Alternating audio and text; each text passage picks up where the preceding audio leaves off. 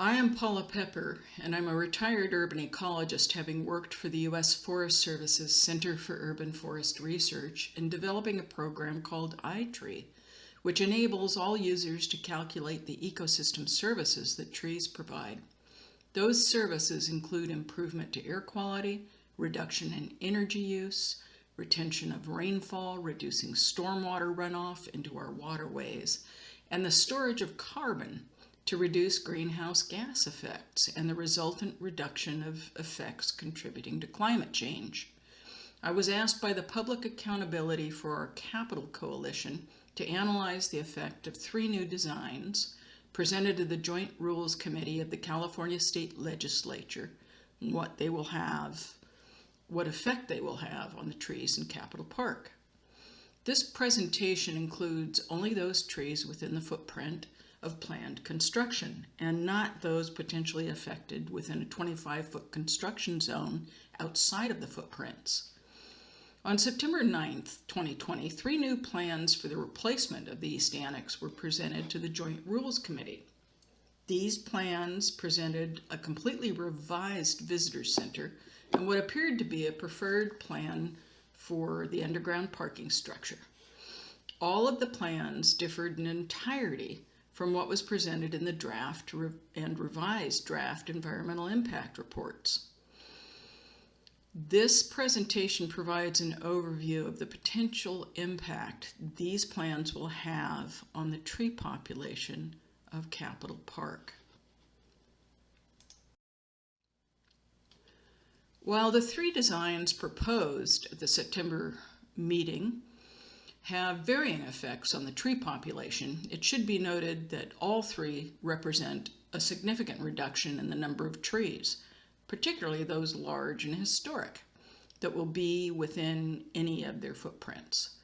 This presentation covers those trees affected by not only the Annex design, but also the 12th Street underground parking structure and the new visitor center designs. The Visitor Center now extends from underneath the restored Capitol west to 10th Street. The parking structure on the right of the square design extends from N Street to L Street. I added each of these structures to the count of tree species associated for the double T, square, and circular designs presented. This is the best estimate of trees impacted, given that the Joint Rules Committee has not shared with the public exactly which trees are affected or will be affected for any of the plans, nor have they shared any estimated costs for each design, which come from taxpayer dollars. This is the front of the historic restored Capitol today, with some of the equally historic deodar cedars planted in the 1870s bordering each side of the West Plaza. The Plaza is a major gathering place for celebrations, events, and protests by the public. It's often called the People's Front Porch. This is the new plan to add an underground visitor center to the West Plaza. Note that at least 2 of the historic deodars would need to be removed, and others will possibly have their roots cut to accommodate the sloping sides down to the entrance walkway. Historic are great trees to be either removed, moved, or sustain root damage by construction include the moon tree, which must be removed with the square design, or sustained at a minimum root damage with the double T design. The circular design will not affect the moon tree. Other larger historic trees affected are 2 deodar cedars near the visitor center and 1 at the 12th Street parking. The southern magnolia near the current annex, the Cockspur coral near N Street, and 2 large palms. The tulip's roots will be damaged, but what effect that has on this old tree is yet to be seen. There will be more images on some of these trees a little bit later in the presentation. This is the process I used to determine the trees affected.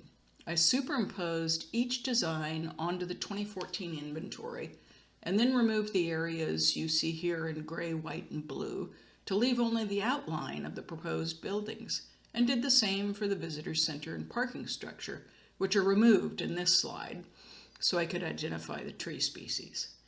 Every tree has a unique number on the inventory that associates it with the species, size, and location. The double T design impacts the most trees, about 74, including parking and visitor center.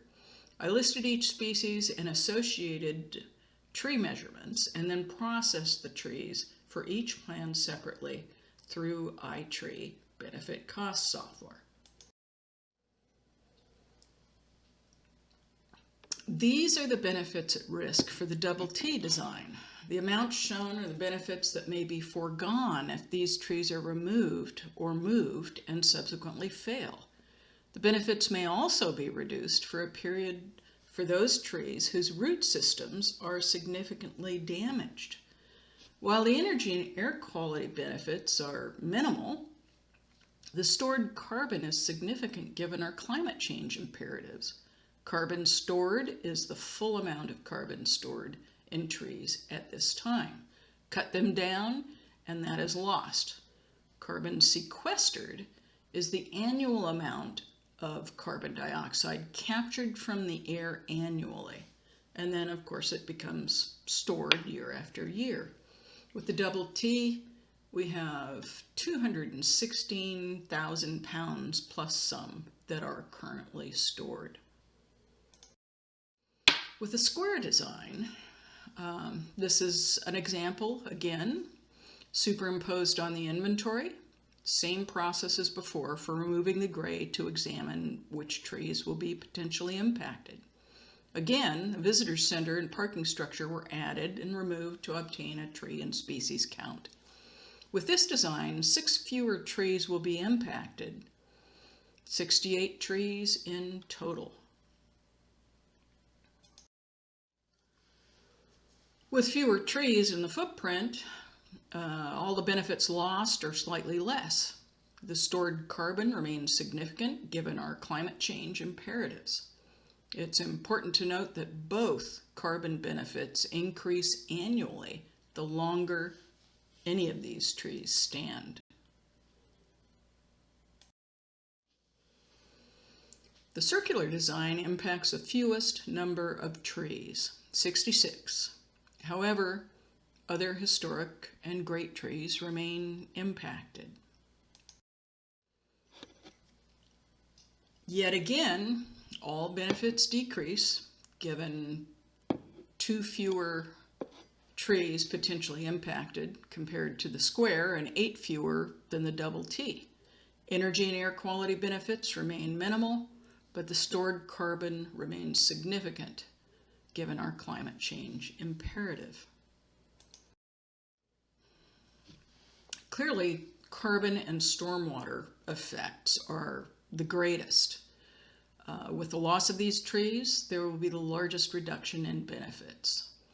And it will take decades to grow replacement trees that will provide the same benefits equal to those that are lost with the removal or damage to these trees. The aesthetic value was not calculated because iTree's aesthetic value is based only on the increase in property value associated with the presence of trees in the front yard of a residential home. It was impossible to transfer that to the Capitol and its surrounding park. The research for iTree was developed from real estate studies and incorporated. What is not monetized also are the health benefits, nor the social beautification or historic value of trees. Extremely important in this case because of their presence and contribution to the Capitol and its grounds. Therefore, I was unable to calculate these benefits. But what is calculated is replacement value.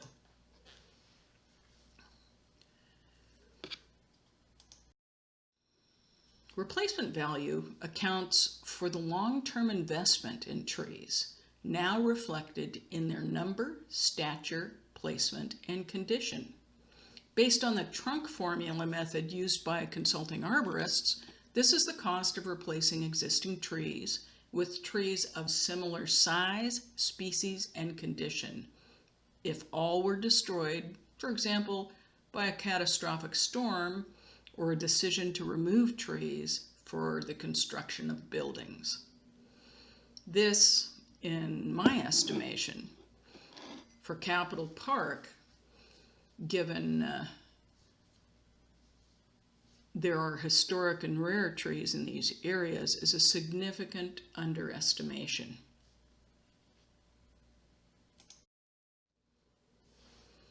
Why? Well, all the benefit values are significantly underestimated for several reasons. I did the research across the United States, measuring over 17,000 trees to create the growth equations that run iTree. I know that we never measured trees that have grown as large and old as many of the species here in Capitol Park. So the growth of these trees is capped at a level that makes the really large trees much smaller than they actually are. And thus, the benefits are also capped. I also had no method for factoring in the additional value of historic and rare species.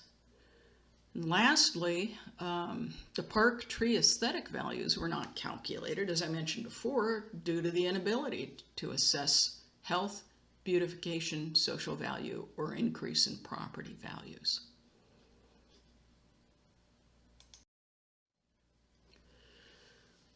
This slide shows the distribution of trees affected in the small, medium, and large classes, and classed by tree height.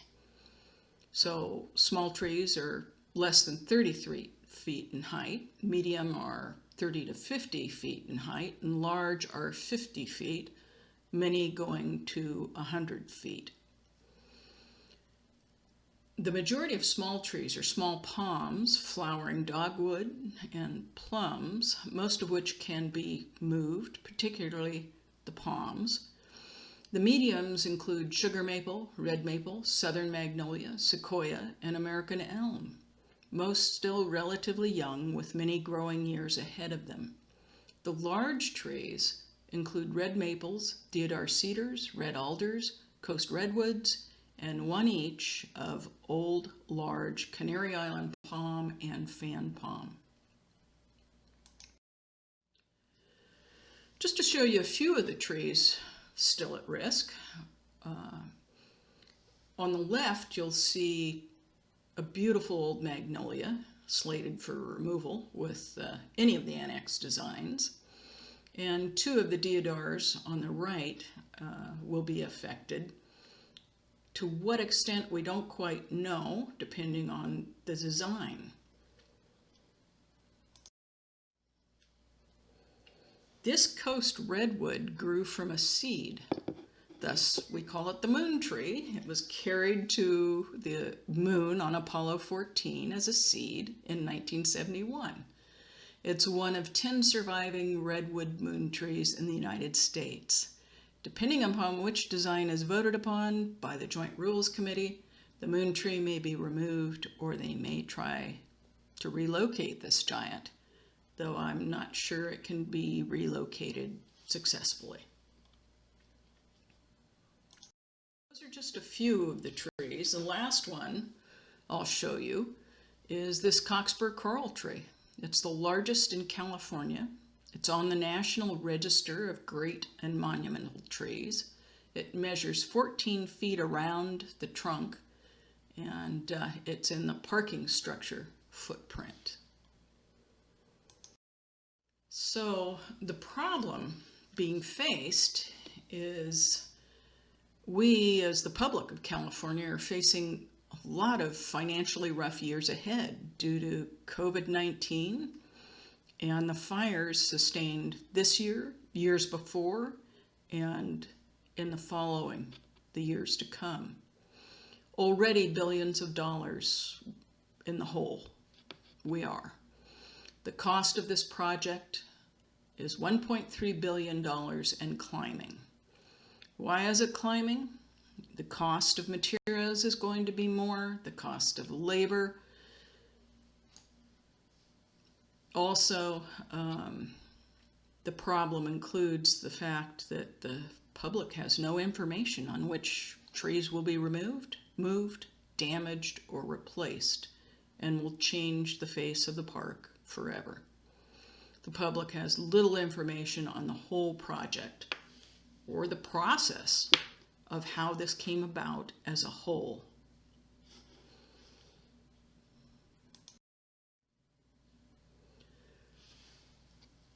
So the public accountability for our capital asks the public to do a few things. And it asks of legislators in particular to do these things. They want the project paused and rethought.